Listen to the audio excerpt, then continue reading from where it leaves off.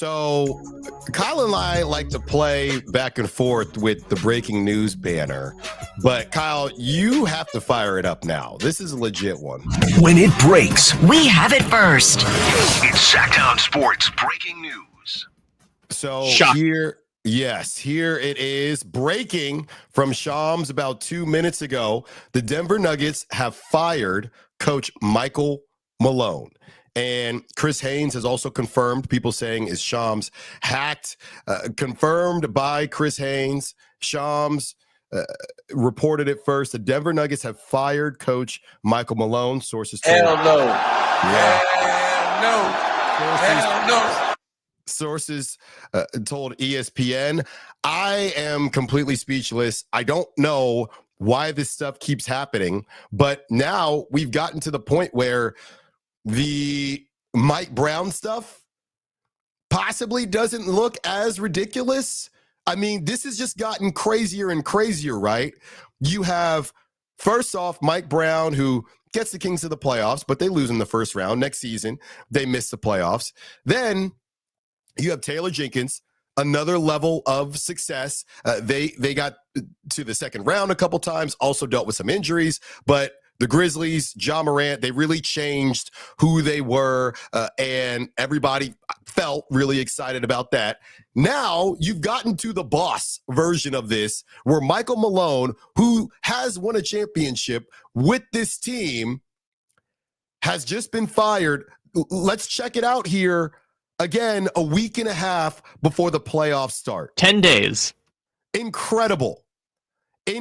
And we're seeing the same thing again. What happened? What did he do? What did he say? This is insanity.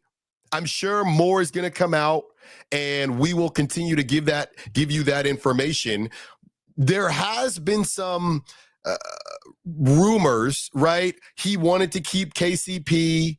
He really likes defense. I heard that some of the conversations that were had were about Jamal Murray, who again doesn't love defense, and Jokic, honestly, as good as he is, one thing he can't do really, or isn't that great at, is defense. So I don't know if there were inherently just misunderstandings about the direction of the team. They are, again, preparing, and I haven't even seen, Kyle, who's taking over, but not announced yet. This is getting ridiculous now. I mean, this is getting ridiculous. I'm looking here, and this just goes to show that nobody ever is safe, right? The Nuggets in that 4 seed, obviously they're in a fight with the Clippers and Warriors and Lakers to try to stay above the fold there. But this reminds me, and I'm not going to name names because it's not necessary, but when you find out that actress that you really like and somebody was dating or married to, and somebody messed around on them, and you start saying, or the guy on the other side, one of the best looking guys ever, and his significant other messes around on them, you think, if that dude ain't safe, is any man in the world safe? Is anybody in the world safe? If Michael Malone is not safe, is any coach safe? Is any coach safe in the NBA? This is insanity. Okay, let me try and play devil's advocate here, because the Nuggets are currently on a 4-game losing streak. They've lost 8 of 10. I know teams hate those losing streaks. Don't go on a losing streak. Don't do that, or we might can you, even if you won a championship before. Hey, Nuggets Kings tomorrow, by the way. That'll be fun. Oh, my. Hey. The hype train rolls on, baby. They don't even have a coach. This is perfect. That's right. Okay, so they've lost 8 of 10. They've lost 4 in a row. They're still in the 4 seed right now, but if you look at our fun playoff probability index, there's a pretty decent chance they'll end up in the play-in still at this point, because they're essentially 2 days away from the... Excuse me? Yeah, they have the toughest schedule left of the group.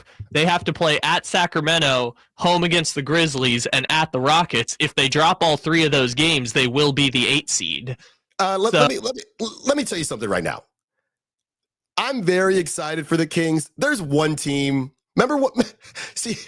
Remember about 5 minutes ago when I said whoever's that 7 or 8 does not want to see the Kings? Yeah, the Nuggets don't count. I'm willing to ask the Kings to lose tomorrow just so that the Nuggets don't end up in the play-in. But continue, Kyle. The visions are clear now. Well, now they're getting a little blurry if the Nuggets are in the play-in. Continue, Kyle. So yes, this is the thing. Of all the teams in this group, whoever loses the most games will be the 8. And this is what I was telling you yesterday is like, I understand the visions being clear and taking on the Grizzlies, which honestly, this just opens up the door for more teams that have fired coaches to potentially be the team who the Kings play in the 8-9, potentially. But the West is so close right now, and the Nuggets are not only the worst team of the group over the last 10 games, they also have the hardest schedule the rest of the way. There is no game that I think, except for maybe the Kings, that they're going to be favored in. Right. So Denver's in this weird position where they probably came to the same conclusion as Memphis, which is a first-round exit with a should be four-time MVP just doesn't mean anything to them. And what's only strange about it is that Michael Malone is a champion coach who has won 7 playoff series with the Nuggets and been there for almost a decade now. That's what was so surprising about this move, is that he's not a Hall of Fame coach, but like I would imagine he's going to be at the front of the line for every job except the Kings in the NBA. Is this a cheap way to get whoever you feel good about some quick playoff experience? Is there some of that going on? Like we said, it hasn't even been announced yet who will be the coach for the Nuggets, or if it did, it just happened. We're going to keep you in the loop on that. But the same way, the Grizzlies, very, very similar to the Kings. Hold on, we've got another breaking news. Okay. When it breaks, we have it first. It's Sactown Sports breaking news. 20 seconds ago from Shams Charania, full clean out. The Denver Nuggets are firing general manager Calvin Booth along with Michael Malone. What is happening? What is going on here? That part is crazy because Calvin Booth, for those who don't know, Tim Connolly was the one who built the Nuggets champion, and then he moved on to Minnesota. Calvin Booth is a champion general manager, and usually you don't get fired for like not re-signing KCP when the problem was ownership didn't want to pay KCP. Right. That is incredible. I mean, again, why now? I don't know. And I think more of this will probably come out in the offseason, and Shams is probably about to be on it. What is the purpose of moving off of these guys during the season? What is the thought process there? Because this is completely different than the Mike Brown thing. That's at the beginning of the season. That's, hey, this is kind of left over from last season, but we didn't know what to do. We wanted you to get off to a good start, and it didn't happen. This right here, firing the general manager right before the playoffs start, and you have no clue what's actually going to happen, especially when you have a game changer like Jokic. This is a bit unprecedented. I'd say we haven't really seen anything like this, especially for it to happen to two franchises. Obviously, the Grizzlies didn't do anything with the GM, but moving on from two coaches while these teams are in the mix, it just, again, that's why I'm wondering, is this more about, and it can't be. The Grizzlies is one thing because Isalo, they know that they've liked him, and that was maybe going to happen either way. But with the Nuggets, if you are getting a new GM, whoever the interim is, unless the interim is another owner, not friend of the owner, but somebody the owner really likes, you'd assume that you're going to get a new coach anyway. So I just truly don't understand. Are they trying to make a stand? Are they trying to prove something by getting rid of these guys before the season is over? That's what I'm more so interested in. Either way, both would have been surprising. I think Taylor Jenkins wouldn't have been as surprising. Let's say it's different when it actually happens. If the Grizzlies lost in the first round or fell into the play-in and lost to the Kings, as I have seen, because I am Paul Atreides, because I have seen that already, that's one thing. The But visions are clear now. this stuff hasn't even happened yet. Yeah. You're firing based on what you think is going to happen? I've never heard of that before. That's what's so remarkable about this. And like you, I'm curious about what the end game is here. Like what is this long vision that they have? And if I could try and piece together based on context clues, okay? Stan Kroenke and the Denver Nuggets have been notorious for being cheap. Whether that was the decision to upgrade from Jamal Murray when he had the torn ACL situation, whether that was not re-signing KCP, whether that was allowing Tim Connolly to leave the organization to go to Minnesota, even though he was an executive of the year in the past. They've made decisions based on finances in the past.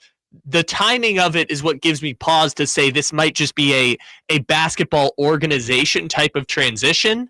And then the obvious next question is, who's the great coach you're going to go try and hire? Or do you try and hire a first-time coach? Do you try and bring back Jordi Fernandez, who obviously used to be in Denver before he came to the Kings? So does Jokic want to stay? Does Jokic want to go? What does Jokic think about this? Those are all sorts of questions that I just don't have the answers to, but am, like you, equally curious to see what the end game is here. All right. On the other side, we will continue this conversation. Obviously, we're going to get back to the Kings and what happened last night in Motown as the Kings have won 3 straight, one of the craziest back-to-backs. And we break down, are the Kings playing the best ball of the season for the interim Beam team? Allen Stiles, Sactown Sports. No class, no balls. Visit SactownSports.com and join the Sactown